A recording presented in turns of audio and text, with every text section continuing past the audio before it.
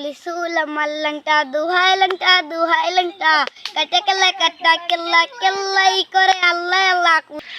তোমাকে যদি 1 কোটি টাকা দেয়া হয় তুমি কি করবা? সাবির এখন আমাদের গান শোনাবে। Belalkulisula malangta duhai langta katakala katakala kelলাই করে আল্লাহ আল্লাহ। কুনিশ আর কান বর্ষা ভক্ত করে তোমার আশা রাজধানী আর সুবহান আশা। তুমি ভক্ত মুশকিল কুশা গো স্থানীয় langta বাবা চরণ খুলে আমায় দিবা। শেষ। তুমি কোন ক্লাসে বড়?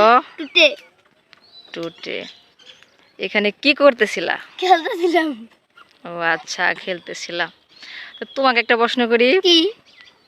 আচ্ছা, উত্তর দেবা তো? হুম। তোমাকে যদি 1 কোটি টাকা দেয়া হয় তুমি কি করবা? 1 কোটি মানে কয় বস্তা তার কোনো হিসাব নাই। যদি দেয়া হয় তুমি প্রথমে কি করবা? মোবাইল কিনুম। হ্যাঁ, প্রথম বছর মোবাইল কিনুম। মোবাইল কিনবা? 1 কোটি টাকা দিয়ে মোবাইল কিনবা? আর কি করবা?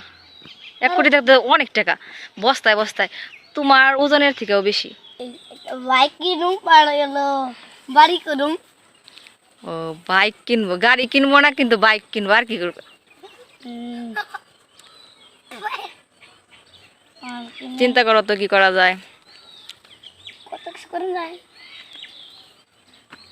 1 কোটি টাকা তোমার ওজনের থেকে, শরীরের ওজনের থেকেও বেশি, তুমি আনতে পারবা? কেক কন্টেনার আছে না? হুম। হ্যাঁ, এই কন্টেনার ভিতর দিয়া নিয়ে পড়ছুম। তাই হচ্ছে না? ও বাবা, যদি চোর ডাকাত ধরে নিয়ে যায়? কি কন্টেনার? হ্যাঁ, উল্টে মারতে মারতে একবার আগে এলাম।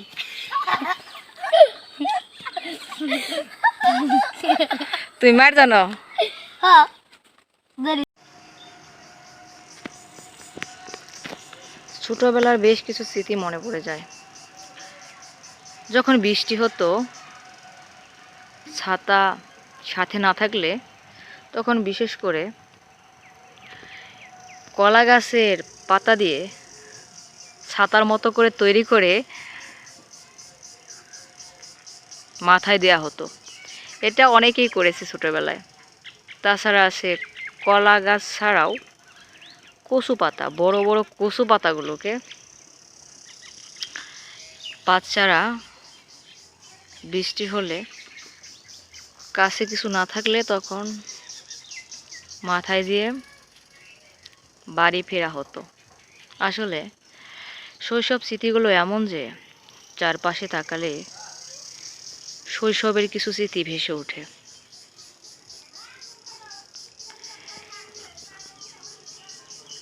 অতীত হয়ে গেলেও শৈশবটা কত সুন্দর ছিল। আর বিশেষ করে আরেকটা কাজ করা হয়তো, কলা পাতায় কে কে খেয়েছেন কমেন্টে জানাবেন। কলা পাতায় কে কে ভাত খেয়েছেন, জোলা ভাতি খেয়েছেন, একটু জানাবেন। এই কলা পাতায় খেতে কিন্তু বেশ মজা। যারা যারা খেয়েছেন তারা বুঝতে পারছেন। এটা একদম আপনার থালার থেকে বেশ ভালো, শরীরের জন্য উপকারী। এগুলোতে বিশেষ করে দাওয়াতে যখন ছোট ছিলাম তখন দেখতাম যে কোনো অনুষ্ঠানের কলা পাতা দিয়ে সবাইকে, অতিথিদের আপ্যায়ন করত। তখন এত অর্থ ব্যয় করার মতো সামর্থ্য সবার ছিল না হয়তো, কিন্তু এটা খুব উপকারী। এটা কিন্তু শরীরের জন্য খুবই উপকারী। এখন বিলুপ্তির পথে, এখন দেখাই যায় না যে কোনো অনুষ্ঠান বা যে কোনো আয়োজনে কলা পাতা দিয়ে খাবার খাওয়ানো, অতিথি আপ্যায়ন করা, এই বিষয় দিকটা এখন আর নেই আগের মতো। এখন মানুষ শৌখিন হয়ে গেছে, তো এগুলো আর কি এখন বিলুপ্তির পথে। তবে সেই সময়টাই ভালো ছিল, যে সময় আমরা কলা পাতাতে কোথাও গেলে অনুষ্ঠানে দাওয়াতে তখন খেতে দিত, তখন খুব ভাল লাগতো, ভালো লাগা কাজ করতো। সেই স্মৃতিগুলো খুবই মনে পড়ে। যখনই কলা গাছের দিকে তাকাই তখনই সেই স্মৃতিগুলো ভেসে ওঠে, যে বিশেষ করে ছোটোবেলার শৈশবের যে স্মৃতি আছে, প্রত্যেকটা জিনিসের সাথে কিন্তু আমাদের কোনো না কোনো যারা গ্রামে আছি তাদের কোনো না কোনো স্মৃতি জড়িত থাকে। আর জড়িত থাকার কারণে আমাদের অনেক কিছুই মনে পড়ে, যখন আমরা সেগুলো দেখি সামনে আসে আহ, তখন মনে পড়ে যায় সেই হারানো শৈশব, ছোটোবেলা। তো মনে করে দেয় আমাদের অনেক কিছু, যেগুলো আমাদের জীবনে ভোলার নয়। যদি আমাদের জীবনে শৈশব না আসতো তাহলে কিন্তু আমরা কখনো বুঝতেই পারতাম না যে জীবনের আসলে কত জিনিস যে স্মৃতি হয়ে যায়। আজকে আপনি যা করছেন কালকে আপনার সেটা স্মৃতি হয়ে যাবে। তো সেই জন্য আমাদের বিশেষ এগুলো ধরে রাখা উচিত, গুরুত্বপূর্ণ হিসেবে প্রত্যেকটা দিন কাটানো উচিত, যে আজকে আমার জীবন থেকে এটা চলে যাচ্ছে, কালকে আমার জীবনে এটা আর ফিরে নাও আসতে পারে। তা আনন্দে থাকার চেষ্টা করতে হবে, ভালো থাকার চেষ্টা করতে হবে।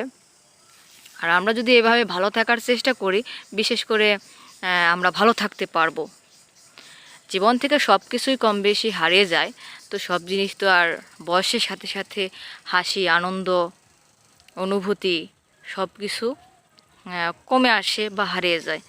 কিছু স্মৃতি কিন্তু সারা জীবনের জন্য থেকে যায়, যেগুলো আমাদের বারবার মনে করে দেয়। অতীত যতই বেদনাদায়ক হোক না কেন, তবু সেটা মধুর মনে হয় সোনালি অতীতগুলো।